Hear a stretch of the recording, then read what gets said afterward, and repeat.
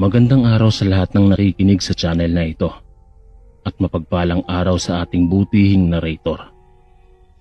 Ako nga po pala si Enrico, naninirahan dito sa lalawigan ng Samar. Proud ako na isa ako sa masusugid ninyong tagapakinig dito sa baryo namin, Sir Chris. At lahat ng mga kwentong ibinabahagi ng inyong sender ay pinapakinggan ko habang abala sa ginagawang trabaho kasama ang aking binatang anak.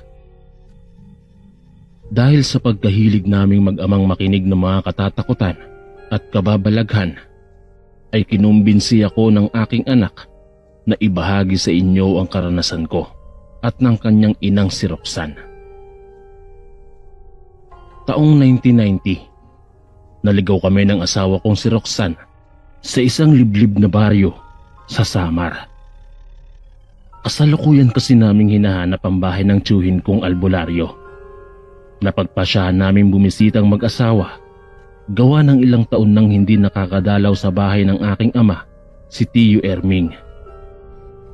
Natandaan ko naman ang lugar kung saan nakatira ang tiyuhin ko. Kaya nga lang, nung naroroon na kami ng asawa ko, ay napag-alaman naming matagal na palang umalis si Tiyo Erming. Noong tanungin ko naman ang isa sa mga dating kapitbahay ng tiyuhin ko, ay may binanggit naman itong baryo at nagwikang sa pagkakaalam niya ay doon umano naninirahan ang tiyuhin ko. Matapos ko ngang makuha ang impormasyon, ay bumiyahe kaagad kami ng asawa ko't tinunto ng baryo kung saan naninirahan si Tiyo Erming. Nang mapadpad na nga kami sa baryong binanggit ng matandang na pagtanungan ko, unang tingin ko pa lamang ay tahimik at mukha namang magiliw ang mga tao. Habang nasa kanto kasi kami ni Roxanne at nag-aabang ng masasakyan papasok sa baryo, ay panay ang pagsipat sa amin ng iilang taong naglalakad papasok sa looban ng baryo. Sigurado ka bang ito ang baryong tinirahan ng tiyuhin mong albularyo? Tanong ng asawa ko at hinilot-hilot pa ang binti habang nakaupo sa waiting shed. Yun yung binanggit sa atin ng matanda eh. Kaya malamang dito nga nakatira si Tiyo Erming. Tugon ko at bahagyang sinipat-sipat ang looban ng baryo. Umuwi na lang kaya tayo. Sa susunod na lang natin bisitahin ng tiyuhin mo. Medyo hindi kasi maganda ang pakiramdam ko dito eh. Suwestyon ni Roxanne sa akin. Ano ka ba, mahal? Nandito na tayo eh. Hanapin na natin yung bahay niya. Kalahating araw tayong bumiyahe para lang mabisita natin si Tiyo Erming. Tapos mag-aaya ka na kagad umuwi. Tugon ko sa kanya. Sinabi ko sa kanyang magpahinga na muna kami bago namin hanapin ang bahay ni Tiyo Erming. Pasado 4:00 ng hapon pa lang naman ang mga oras na yon. Kaya't ayos lang.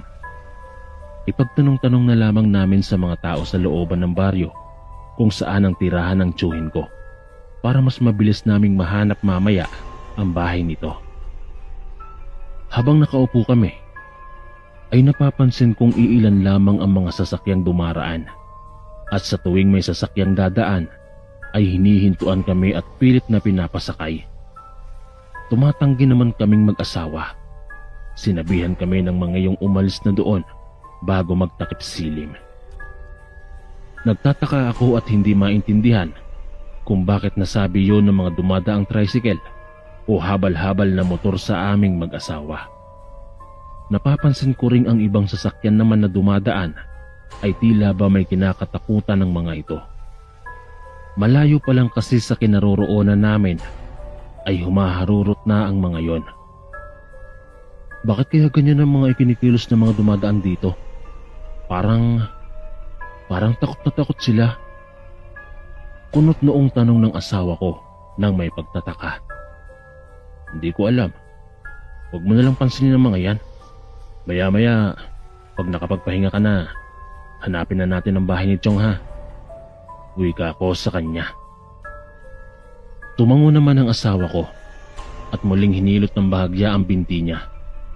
Sumakit daw kasi yun sa kakalakad namin kanina noong pinuntahan namin ang bahay ni Tiyo Erming sa dating tirahan nito. Makaraan lamang ang ilang sandali ay may lumapit na matandang babae sa amin. Inalok kami nito ng tubig dahil mukhang pagod na pagod umano kaming dalawa ng asawa ko. Maraming salamat po, Manang.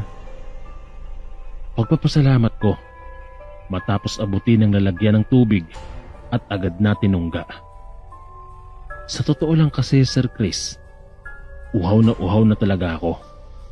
Tiniis ko lang dahil nagmamadali nga kaming bumiyahe ng asawa ko kanina. Para bago magdilim ay mahanap na namin ang tirahan ni Tio Erming. Naisip ko kasing doon na lamang ako iinom ng tubig. Matapos ko ngang uminom ay naibsa ng uhaw na nararamdaman ko. Samantalang ang asawa ko naman ay mariing tumanggi dahil hindi pa naman daw siya nauuhaw. Saan ba ang punta niyo? At mukhang bagong salta yata kayo rito. Tanong ng matanda sa amin. Dyan lang po sa looban. Bibisitahin lang po namin yung tsuhin ko. Tugon ko. Magsasalita pa sana ang matanda nang sa may biglang sumigaw na lalaki at para bang pinapagalitan nito ang ali. Hoy tanda! Anong ginagawa mo rito ha? Umalis ka rito bago pa kita ipakaladkad sa mga alaga kong aso. Pabulyaw na sigaw ng lalaki. Kaagad na napalingon kaming mag-asawa sa lalaking nagsalita. At nung tingnan nga namin yon, ay nakita kong dinuduro-duro ng lalaki ang matanda habang nagmamadaling maglakad papalapit. Agara namang nagmamadaling maglakad palayo ang matandang babaeng nagbigay sa amin ng tubig at para bang natataranta yon. Nang makalapit na sa amin ang lalaki, ay humingi siya ng paumanhin. Dahil ayon pa sa kanya, ay baliw umano ang matandang nakausap namin. Bahagya pa akong napaduwal. Sa isiping, baka marumi ang tubig na binigay ng matanda sa akin. Sa isip-isip ko pa, bakit uminom ako kaagad ng tubig na binigay ng matanda? Bakit hindi man lang ako nagdalawang isip na baka mamaya ay marumi yun o kaya naman ay may lason? Nako, kung nagkataon palang may lason ng tubig na binigay ng matanda, paniguradong bumulagta na ako. Sambit ko pa sa aking isipan. Nakangiting tinanong kami ng lalaki kung ano ang kailangan namin at bakit napadpad sa baryo nila. Sinabi ko naman ang dahilan kung bakit kami naroroon. Kako, bibisitahin namin ang bahay ng tiyuhin kong albularyo. Sandaling napatda ang lalaki bago nagtanong kung ano ang pangalan ng tiyuhin ko. Baka raw kilala niya yon dahil isa siya sa mga nangangasiwa sa baryo nila. Natuwa naman ako nang marinig ko ang sinabi ng lalaki dahil sa wakas ay hindi na kami mahihirapan pang hanapin ang bahay ng tiyuhin ko. Medyo alanganing oras na kasi ng mga sandaling yon at papatakip silim na. Walang patumpik-tumpik na sinabi ko sa lalaking nagpakilalang Raul ang buong pangalan ng tiyuhin ko. Tara, dun tayo sa bahay mag-usap. Sa tingin ko kasi kilala ng ama ko ang hinahanap mong tiyuhin. Aya pa ng lalaki sa amin. Sumunod na nga kami sa paglalakad papasok ng baryo. Habang naglalakad na nga kami papasok, ay nakikita ko kung paano kami tingnan ng mga tao sa kani-kanilang bakuran. Parang mga ignorante ang mga ito at ngayon pa lamang nakakita ng dayo. Makaraan lamang ang ilang minutong lakaran ay nanlaki ang mga mata ko. Nang sa walang ano-ano, may nakita akong isang matandang lalaki na nakaupo sa loob ng bakuran nito at abala sa pagngat-ngat ng hilaw na karne. Nakangisi pa ito habang nakatingin sa amin at kakaiba ang mga titig na ipinukol sa amin. Hindi na maganda ang pakiramdam ko at maging ang presensya sa buong paligid ay parang dahan-dahan na iyong nag-iiba. Biglang umalinsangan na ang buong paligid at umalingasaw ang napakabahong amoy. Naramdaman kong marahan nang naglakad ang asawa ko at mahigpit ang pagkakahawak sa kamay ko. Nung tingnan ko siya, ay nababanaag ko sa mga mata niyang para bang nag-aaya na siyang lumabas ng baryo at huwag na kaming tumuloy pa.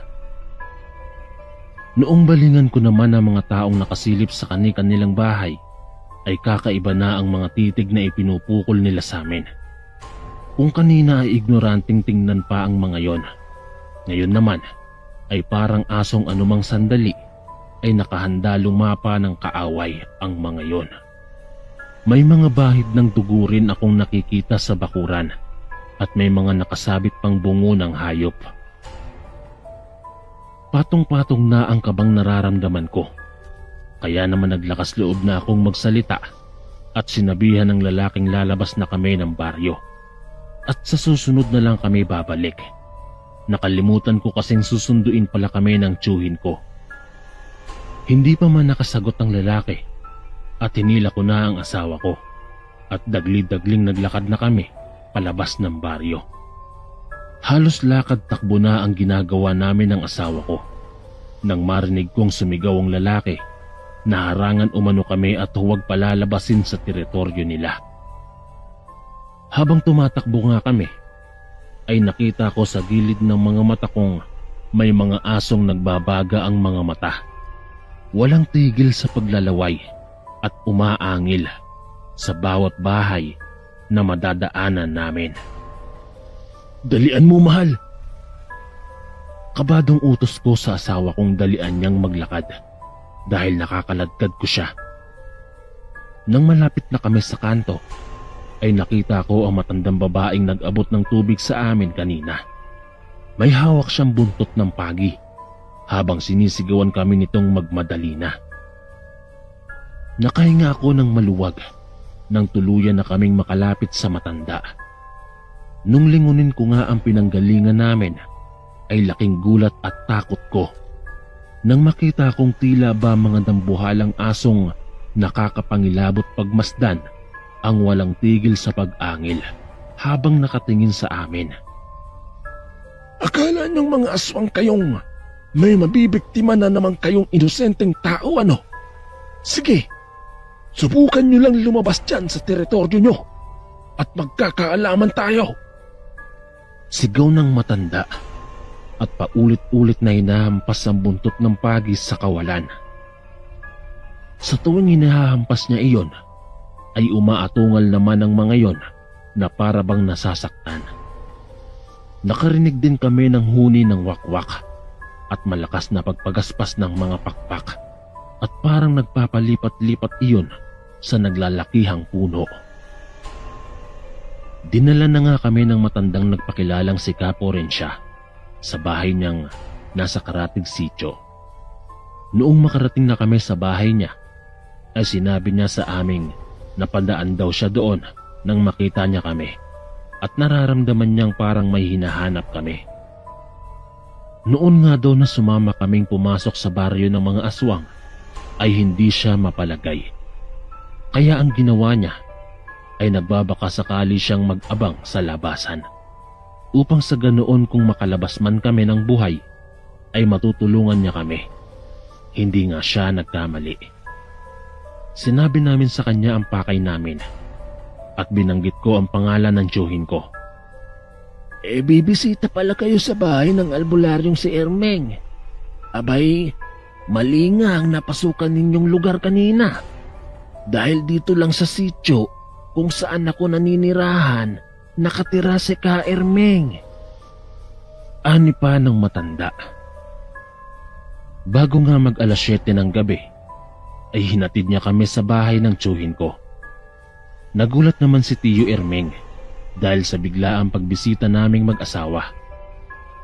Bago umalis sa matandang manggagamot, ay nagpasalamat kami sa kanya dahil kung hindi sa kanya, ay baka napahamak na kami ng asawa ko. Nanatili pa kami ng ilang araw sa bahay ng tiyuhin kong albularyo, Sir Chris, dahil ginamot kami ni Tiyo Ermeng sapagkat namarkahan kaming mag-asawa. Hindi naman nagtagal ay tagumpay namang naalis ng albularyo ang marka ng aswang. Dito na lamang po ang aking kwento, Sir Chris. Maraming salamat po.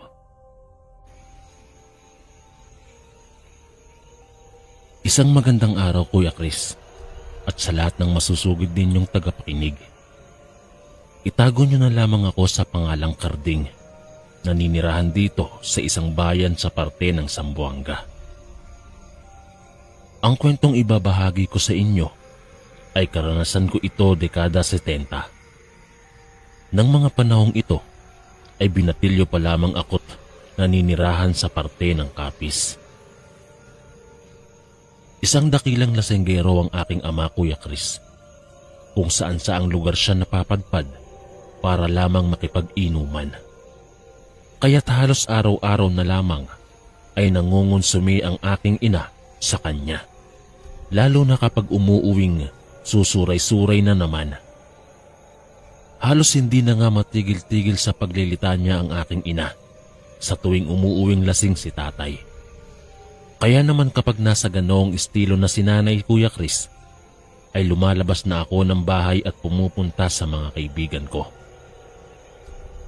Alam ko kasing ilang oras na namang magtatatalak si Nanay at paniguradong kung sino man sa mga anak niya ang makikita sa oras na hindi pa humupa ang init ng ulo niya, tiyak na iyon ang mapagbabalingan niya ng galit. Lalong-lalo na kapag bumagsak na si tatay sa kalasingan at mahimbing na ang pagkakatulog. Minsan pa nga ay nakakatulog na si tatay sa gilid ng kalsada dahil sa sobrang kalasingan.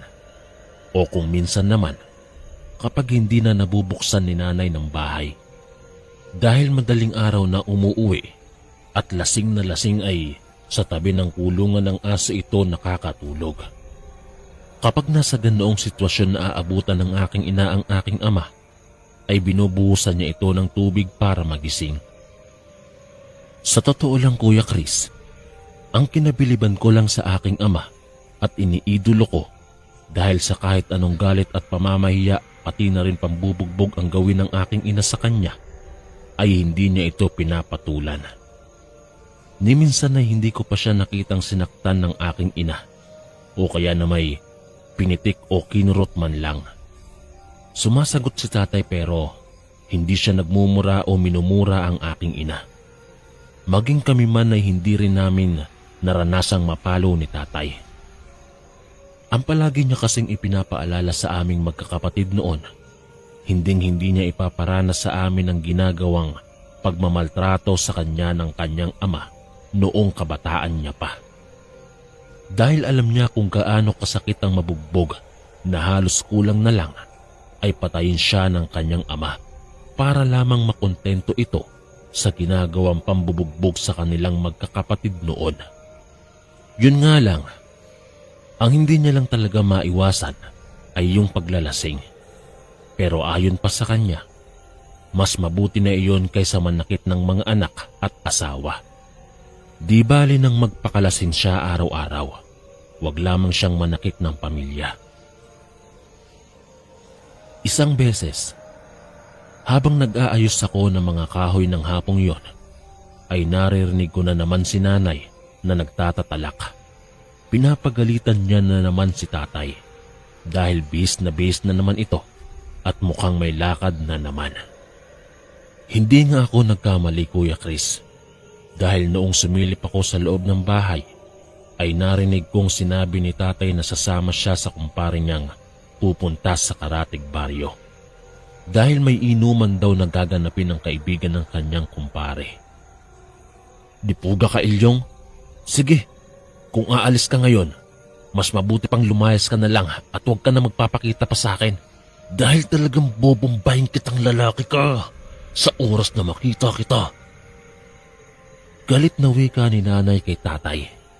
Dinuro-duro pa ni Nanay ng bitbit niyang sandok si tatay at aakmang papaluin sa ulo. Ano ka ba naman, Luming? Minsanan na nga lang ako mag-iinom, pagbabawalan mo pa ba?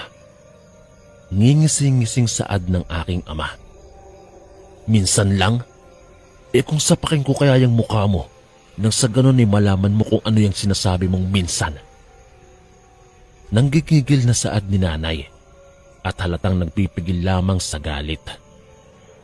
Ngumisi naman si tatay at sinabihan si nanay na mamaya na raw siya nito pagalitan dahil nagmamadali na siya at hinihintay na siya ng kanyang kumpare. Kahit anong pigil nga at pagtatatalak ni nanay ay wala na siyang nagawa pa dahil hindi naman nakikinig sa kanya si tatay. Hanggang sa pagsisigaw at galit na lamang ang tanging nagagawa ni nanay. Noong makita nga ako ng aking ina, ay pinandilatan niya ako ng mga mata at sinabihang, ano pa ang tinatanga-tanga ko umano? Kumilos na ako tapusin ko na ang ginagawa ko dahil magluluto pa siya. Para hindi mabaling sa akin ang inis na naramdaman ng aking ina, bumalik ako sa labas ng bahay at inayos na ang mga panggatong. Noong inilalagay ko nga ang mga panggatong sa kusina, ay panay pa ang pagdadabog ni nanay habang nagluluto. Hindi ko na lamang pinapansin ito dahil baka mamaya ay mapagalitan pa ako. Nang matapos na nga ako sa paglalagay ng mga panggatong, ay tumulong na rin ako sa kusina para maibsan ang inis na nararamdaman ng aking ina. Sa paglipas ng mga oras at sumapit na ang gabi, pasado 7:00 pa lamang ng mga oras na iyon nang nag-aya na si nanay na kumain. Habang kumakain, ay sinabi niya sa aking samahan ko daw siyang sunduin si tatay mamayang 8:00 sa kabilang baryo. Hindi raw kasi siya mapalagay dahil sa mga balibalitang may mga nilalang na namiminsala sa mga karatig lugar. Baka mamaya ay matsyempuhan pa si tatay habang naglalakad pa uwi. Alam mo naman yung ama mong yan, kapag nakaramdam na ng antok at hindi na kayang maglakad pa uwi kung saan-saan na natutulog, kahit sa gitna pa ng kabuntukan yan. Wika pa ng aking ina. Tiningnan ko ang aking ina at tumango. Sa pagdaan ng mga sandali at natapos na akong kumain, ay ang mga kapatid kong babae na ang nagligpit ng pinagkainan. Ako naman ay pumasok na sa silid namin para kumuha ng damit pamalit. Matapos kong magpalit ng damit, ay lumabas muna ako ng bahay para magpahangin. Maalinsangan kasi ng gabing yon na para bang uulan. Samantalang si nanay naman ay nakita kong kasalukuyang nagtutupi ng damit sa mahabang upuan. Kardeng, huwag kang aalis ha. Aalis tayo mamaya. Tawag sa akin ng aking ina at sinilip pa talaga ako sa pintuan. Opo, Nay. Hindi po ako aalis. Magpapahangin lang ako dito sa labas. Tugon ko sa kanya. Muli niya nang ipinagpatuloy ang pagtutupi ng damit. Makaraan naman ng ilang minuto ay napawi na ang ulap sa kalangitan at sumilay na ang bilog na buwan. Kaya naman lumiwanag na ang buong paligid dahil sa sinag ng buwan. Naisip kong tamang-tama, hindi na kami magbibit-bit pa ng flashlight dahil maliwanag na ang daanan. Sa pagpatak ng 8:00 ay umalis na kami ni nanay. May bitbit na isang dipang kahoy ang aking ina. Pamalo niya raw yun sa mga asong haharang-harang sa daanan. Nang nasa kalagitnaan na kami ng paglalakad at nasa parting liblib na lugar na at wala ng mga kabahayan, saglit kaming natigilan ni nanay. Papatawid na sana kami ng sapa ng mga oras na yon para makatawid na sa karatig baryo kung saan nag-iinom si tatay kasama ang kanyang kumpare. Sa kadahilan ng nakarinig kami ng mga mahihinang pag-angil at parang mga hayop na nag-aagawan ng makakain. Nakalanghap din kami ng napakabahong amoy na animoy amoy imburnal at kakaiba ang simoy ng hanging dumadampi sa balat namin. Sinenyasan ako ng aking inang magdahan-dahan sa paglalakad. Sabay itinuro niya ang nasa unahan. Binulungan niya akong marahan kaming pumunta sa dako roon dahil may nasisipat siyang gumagalaw-galaw. Hindi niya lang daw mawari kung ano yon dahil medyo malabo ang kinaroroonan noon. Ingat na nga akong sumunod sa aking ina sa paglalakad, papalapit sa sinasabi niyang natatanaw niya. Noon ngang medyo makalapit na kami, ay gayon na lamang ang gulat at hilakbot na nararamdaman ko, Kuya Chris. Sa kadahilan ng nakita ko ang 5 kataong walang pang itaas na kasuotan at nanlilimahid sa langis. Habang walang sawang pinagpepiestahan nila ang kalabaw na nakahandusay sa lupa. Halos masukan na ako nang makita kong sunod-sunod na hinatak nila ang lamang loob ng hayop at walang sawang nilantakan. Tumitingala pa sa buwan ng mga yon habang ginunguya ang karning hilaw. Napatakip naman sa bibig ang aking ina nang biglang tumingin sa gawin namin ng isa sa mga yon. Mga aswang! Mga aswang! Mahinang sambit ni nanay. Nanlaki ang mga matakot. Takot na takot at kilabot ang nararamdaman nang makita kong nagbabaga ang mga mata nito at halos maligo na sa pulang likido ang muka. Umalis na tayo rito bago pa tayo mapansin ng mga aswang na yan. Bulong ni nanay at dahan-dahan na nga kaming bumalik sa daraanan. Binitawan niya naman ang bitbit na pamalo. Kahit na takot na ako noon, Kuya Chris, ay hindi ako nagpatinag. Tinapangan ko na lamang ang sarili. Gawa ng kami lamang ng aking ina ang magkasama. At kahit na anong gawin naming pagsisigaw para humingi ng tulong sa oras na habulin kami, ay walang makakarinig. Dahil may kalayuan pa ang mga kabahayan, kaya naman ang ginawa namin ni nanay nang medyo makalayo-layo na kami sa mga aswang na abalang-abala pagpiyestahang kainin ng bangkay, ay kumaripas na kami ng takbo. Pinauna kong tumakbo ang aking ina upang sa ganoon ay hindi siya maalis sa paningin ko. Kapag kasi ako ang maunang tumakbo, ay maiiwan ko siya dahil sa mas mabilis akong tumakbo. Maya-maya pa ay naririnig na namin ang mga nakakatakot na mga yabag ng mga paang animoy mga kabayong naghahabulan, Kuya Chris. Kung kaya't mas binilisan pa namin ang pagtakbo. Huminto lamang kami nang makarating na kami sa mga kabahayan. Halos malagutan na nga ako ng hininga dahil sa labis na pagkabog ng dibdib ko. Mabuti na lang at may gising pa ng mga oras na yon. Lumapit kami ni nanay at humingi ng tulong. Pinapasok naman kami at pinainom ng tubig para huminahon. Tsaka pa lamang kami tinanong kung ano ang nangyari sa amin. Bakit kami tumatakbo at parang hinahabol ng multo? Sinabi naman ni nanay ang lahat-lahat. Matapos niya ngang sabihin yon, ay napapailing na lamang ang matandang tumulong at hindi na nagsalita pa.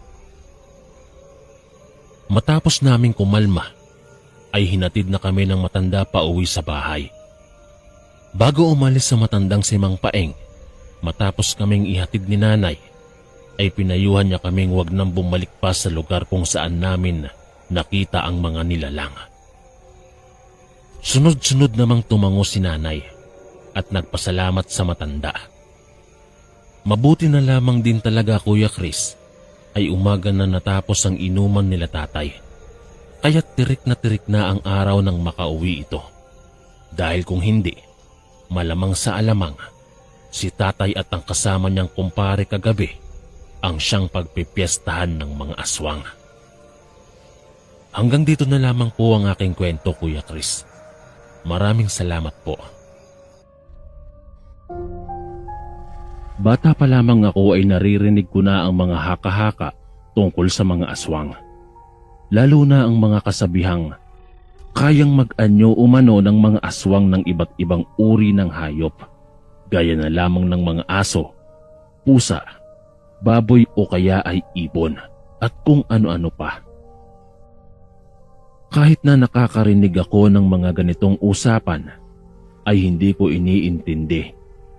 Kumbaga binabaliwala ko lamang ang mga yan, lalo na ang paulit-ulit na paalala sa akin ng aking ina, na huwag basta-bastang tumanggap ng pagkain sa mga hindi kakilala At kapag tinapik ka sa balikat o sa kung saang parte man ng katawan, gaya ng braso o kamay, ay dapat tapikin ko rin daw pabalik ng 3 beses upang makontra ang masamang balakin ng taong tumapik sa akin.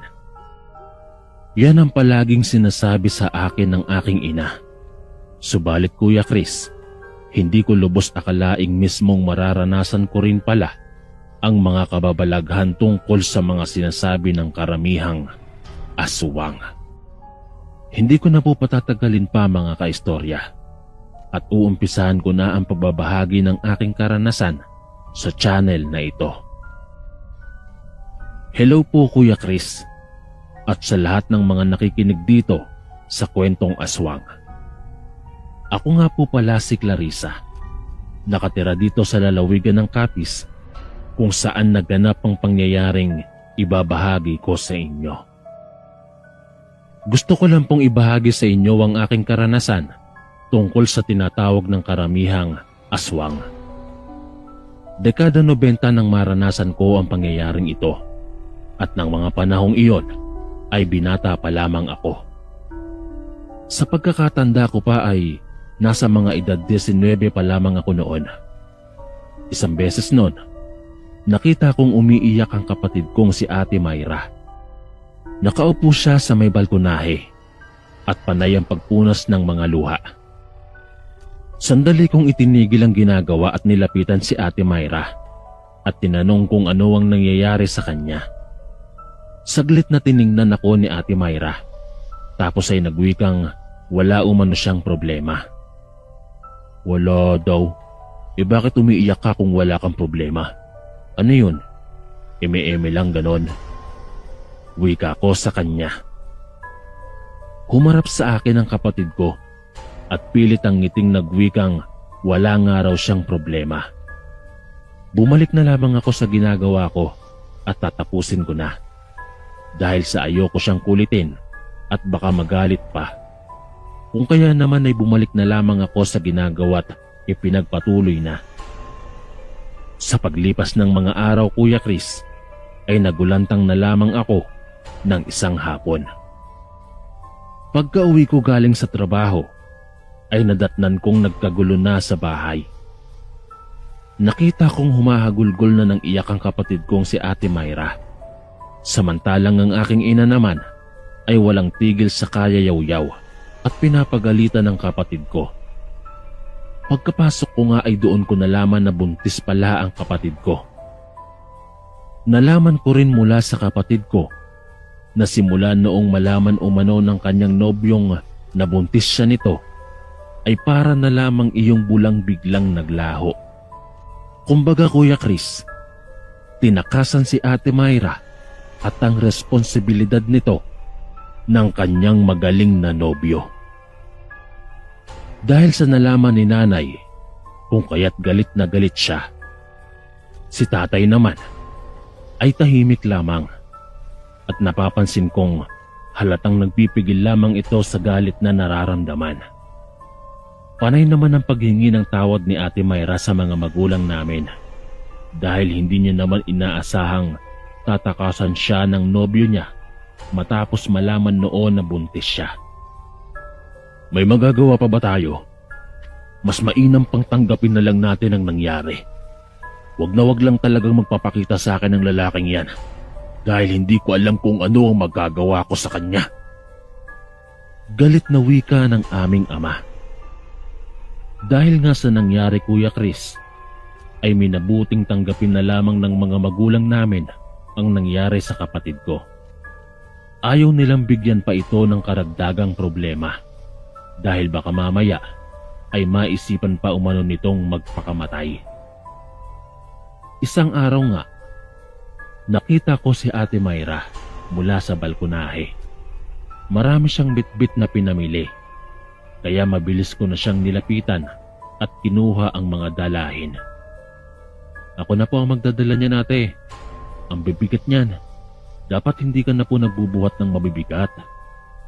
Wika ko sa kanya pagkakuha ng mga bitbit niyang pinamili. Ngumiti naman siya at nagpasalamat. Noong papasok na sana kami sa loob ng bahay, ay nakita kong napangiwi ang kapatid ko at napahawak sa tiyan. Tinanong ko siya kung ayos lang ba siya. Masama ba ang pakiramdam niya? Sunod-sunod siyang umiling at nagwikang walang masakit sa kanya. Sigurado ka? Pag-aalalang tanong ko sa kanya. Oo, ayos lang talaga ako. Magpapahinga lang ako. Tugon niya at nagpatiuna ng pumasok. Agaran akong sumunod sa kanya papasok sa bahay at dumiretso ako sa kusina at inilapag sa mesa ang mga pinamili niya. Maya-maya pa, noong matapos ko nang mailapag lahat ng mga pinamili ni Ate Myra, napansin kong parang nag-iiba na ang ekspresyon ng kanyang muka. Yun bang parang nasasaktan siya, ngunit itinatago niya lang para hindi ko yun malaman. Kinuhaan ko siya ng tubig na maiinom at binigyan. Tapos ay pinagpahinga ko na muna siya sa balkonahe para makalanghap siya ng hangin. Bumalik na ako sa kusina at muling inayos ang mga ginagawa. Ilang saglit pa ang nakalipas ay narinig kong parang may kausap ang kapatid ko sa labas ng bahay. Naulinigan ko ang boses ng matandang kapitbahay naming si Lola Dolores. Bagong lipat lamang siya sa bahay ni na Aling Inday. Sa pagkakaalam ko, ay tiyahin ni Aling Inday si Lola Dolores at mga nasa edad 80 na yata ang matanda o 70 mahigit. Base na rin sa kilos nito. Purong puti na kasi ang mga buhok at medyo kuba na kung maglakad. Kulubot na rin ang mukha at medyo may kabagalan na maglakad. Simula nang dumating sa lugar namin ng matanda, ay sunod-sunod na ang mga kababalaghang nangyayari. May mga gabing walang tigil sa pag-aalulong ang mga aso ng kapitbahay namin at para bang may kinakatakutan ang mga ito. Kung minsan naman ay nakakarinig kami ng huni ng wakwak at ang sabi-sabi pa ng mga iilan sa kapitbahay namin. May nakita raw silang napakalaking ibong dumapo sa bahay ni Aling Inday. Kaya naging usap-usapan na sa lugar naming aswang ang tiyahin ni Aling Inday. Dahil ito lang naman ang bagong salta sa lugar namin. Medyo naalarma ako nang maalala ko ang usap-usapang aswang si Lola Dolores. Naisip ko kasing baka mamaya ay mapaano ang kapatid ko. Nagmamadali ko nang tinapos ang ginagawa at lumabas na ng bahay para puntahan sa balkonahe ang kapatid ko. Noong makalapit na ako sa balkonahe ay wala nang kausap si Ate Myra. Tinanong ko siya kung sino ang kausap niya kanina para kasing may naririnig akong boses matanda. Sinabi niya sa aking kausap niya kanina si Lola Dolores. Kaya lang ay umalis din kaagad yon. May itinanong lang sa kanya ang matanda kanina. Ganun po ba? Maiksing wika ko. Sa paglipas ng mga araw, ay nakakaramdam na kami ng gabi-gabing may umaali-aligid sa labas ng bahay namin. Sa tuwing tinitingnan naman ni tatay kung ano ang umaali-aligid, ay wala naman siyang nakikita. Kaya tinahayaan na lamang niya yon. Dahil baka mamaya ay mga hayop lamang yon. Gaya ng pusa na nanginginain lamang ng mga tapon-tapong pagkain sa likuran ng bahay namin. Isang beses, kasalukuyang kausap ko ang mga kaibigan ko sa tawid lamang ng kalsada at nakaharap sa bahay namin. Nang mapansin ko ang matandang si Lola Dolores na nagpapabalik-balik at kapag natatapat na ito sa bahay namin ay hihinto ito't titingin-tingin sa bahay namin na para bang sinisilip nito mula sa hindi kalayuan kung may tao ba sa loob. Teka, ano kaya ang kailangan ng matanda? Kanina pa siya nagpapabalik-balik dyan ah. Sambit ko sa isipan. Hindi naman kalaunan ay tuluyan nang umalis ang matanda kaya't inakala kong baka may kailangan lang talaga siya. Kinagabihan, matapos naming maghapunan, ay kasalukuyang nagpapaantok na ako. Nang sa walang ano-ano'y bigla na lamang sumigaw ng malakas ang kapatid ko. Naroroon kasi siya sa sala at kaming dalawa lamang ang naiwan ng gabing yon dahil may importanteng nilakad ang mga magulang namin. Kung kaya't napatakbo ako ng mabilis patungo sa sala dahil sa labis na pag-aalala. Saktong pagpunta ko sa sala ay kitang-kita ko ang wangis ng matandang babaeng nakadungaw sa bintana namin at pilit na ipinagkakasya ang katawan. Nanlilisik ang mga mata nito at walang humpay ang pagtulo ng laway na akala mo'y nakagat ng aso at nagkarabis. Kaagad kong kinuha sa gilid ng pintuan ng kwarto ang 2x2 na kahoy at walang pag-aalinlangang hinambalos ko ang matanda.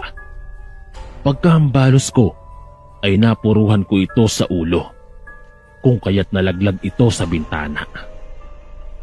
Noong tingnan ko ang matanda pagkalaglag sa lupa, ay para iyong pusang nalaglag mula sa bubungan, na pagkabagsak sa lupa, ay walang kahirap-hirap na nakalapat agad ang mga kamay at paa sa lupa.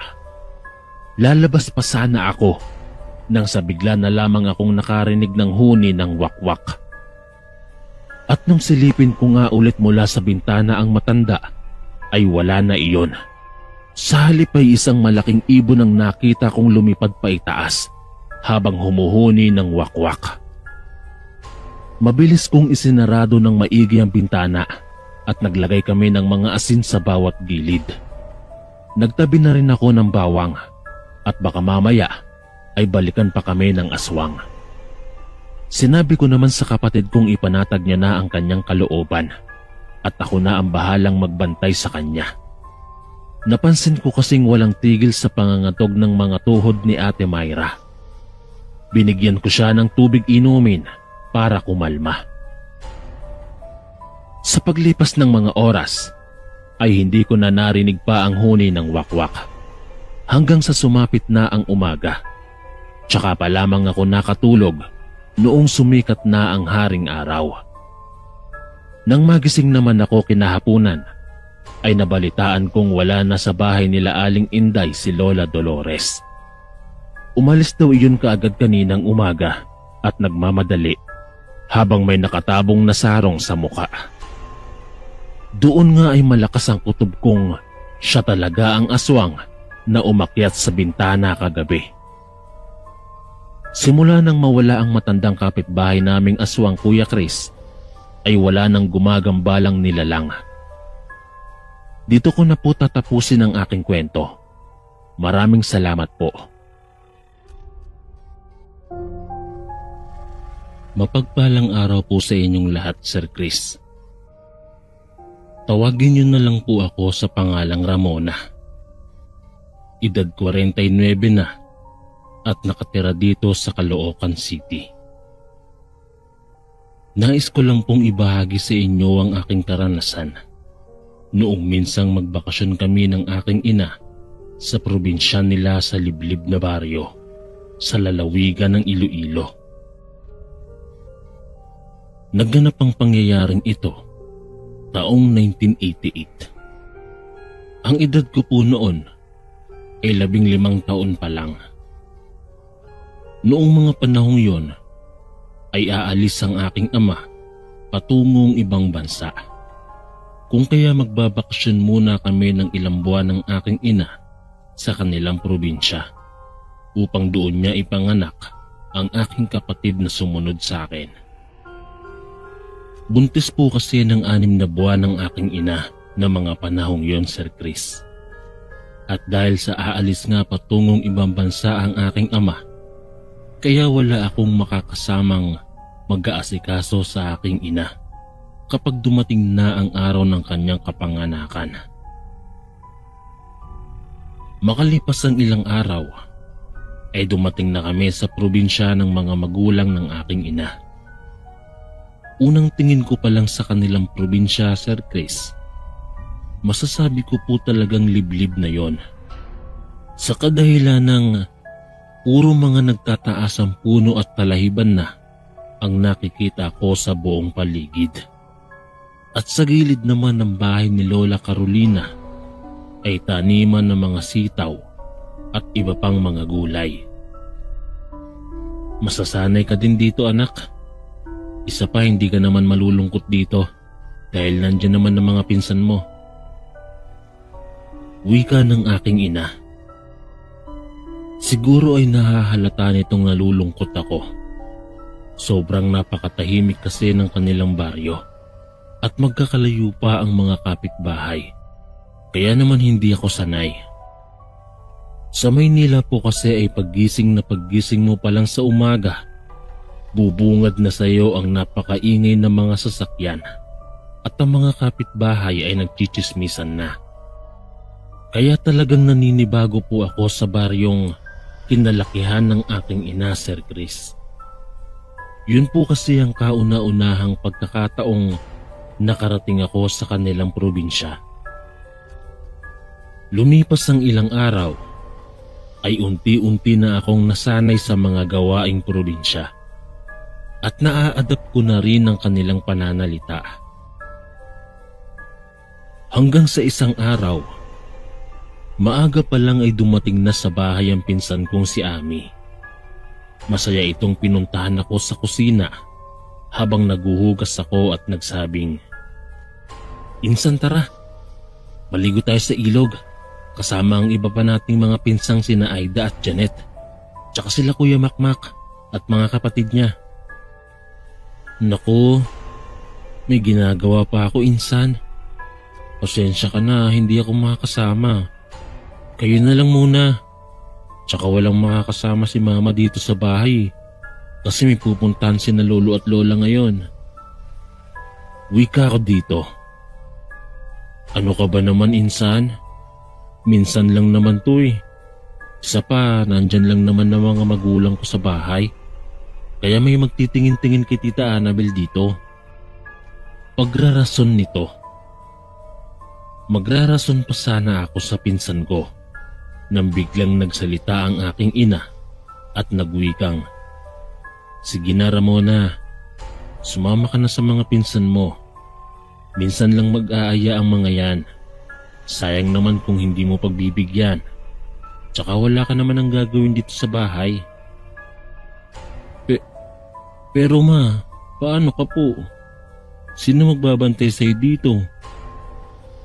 Pag-aalalang tanong ko sa aking ina. "Ano ka ba, anak? Huwag mo na akong alalahanin. Nandyan naman ang mga kapatid ko sa kabilang bahay.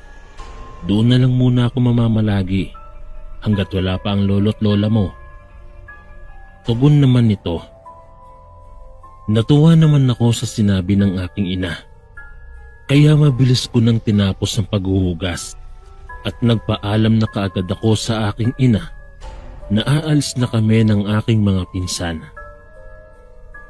Makalipas ang halos kalahating oras na paglalakad namin, ay tuluyan na kaming nakarating sa ilog na siyang pagpapaliguan namin. May mga mangilan-ngilan nang naliligo ng mga sandaling yon, Sir Chris. Kung kaya naghanap na kami ng aming mapepestuhan at paglalagyan ng aming mga gamit na bitbit at pagkain. Tapos ay lumusong na kami sa tubig. Habang naliligo ako kasama ang mga pinsan ko, ay may napansin akong matandang babae sa hindi kalayuan. Matalim itong nakatitig sa pwesto namin. Kaya palihim kong kinalabit si Janet sa tagiliran at nagtanong. Sabay nginuso ko ang matanda. "Insan, kilala mo ba yung matandang nakatayo malapit sa malaking puno sa daanan? Kanina pa kasi masama akong makatingin sa atin eh." Agad namang tinignan nito ng pinsan ko at nagwikang, yan ba? Si Manang Linda yan. Mag-iingat ka dyan. Kilalang aswang yan dito sa baryo natin. Tsaka malakas mang usog yang matandang yan. Kaya huwag kang lumapit sa kanya." "Aswang? Totoo ba yun? Parang sa libro ko lang nababasa yung mga aswang-aswang na yan eh. Tugon ko dito. Oo, totoo yun. Di mo pa nararanasan no? Wala kasi yan sa Maynila eh. Nasa liblib na lugar lang nakatira ang mga aswang. Kaya kung ako sa'yo, mag-iingat ka palagi. Lalo na't buntis ang nanay mo. Nako, lapitin ng mga aswang ang mga buntis na babae. Pananakot nito sabay tawa. Natawa na lang din ako sa sinabi ng pinsan ko, Sir Chris. Pero hindi talaga mawala sa isipan ko ang sinabi niya. At kinikilabutan ako sa tuwing napapatingin ako sa matandang babae. Pagsapit ng 3:00 ng hapon, nag-aya nang umuwi ang pinsan naming si Kuya Makmak. Dahil baka maabutan pa raw kami ng dilim sa daanan. Agad naman kaming nagligpit ng mga gamit at pagkatapos ay nagsimula ng maglakad pa uwi. Kinagabihan, habang naghahapunan kami ng aking ina, kasama sina lolo at lola, bigla na lang akong nakarinig ng mahinang kaluskos sa gilid ng dingding, malapit sa may kusina. Kaya napatingin ako sa dingding kung saan nanggagaling ang kaluskos. Lo, anong ingay po yun? Nakakangilo naman sa ngipin tsaka nakakarindi sa tenga. Reklamong tanong ko. Nakita kong sumenyas si Lolo Juan na huwag ko na lang pansinin ang ingay at magpatuloy na lang kaming kumain ng aking ina. Makalipas ang ilang sandali ay tapos na kaming kumain ng aking ina at pumanhik na kami sa higaan. Ngunit patuloy ko pa ring naririnig ang ingay kung kaya kinilabutan na ako. Hanggang sa maya-maya pa ay bigla na lang narinig namin ang malakas na pagaspas sa taas ng bubungan, malapit sa kwarto namin. Kasabay ng paghuni ng wakwak. Nung una ay malakas pa ang huni nito, hanggang sa pahina na yon ng pahina. Naramdaman na lang naming may kumukutkot sa yerong bubungan ng bahay at para bang nanggigigil iyong makagawa ng butas.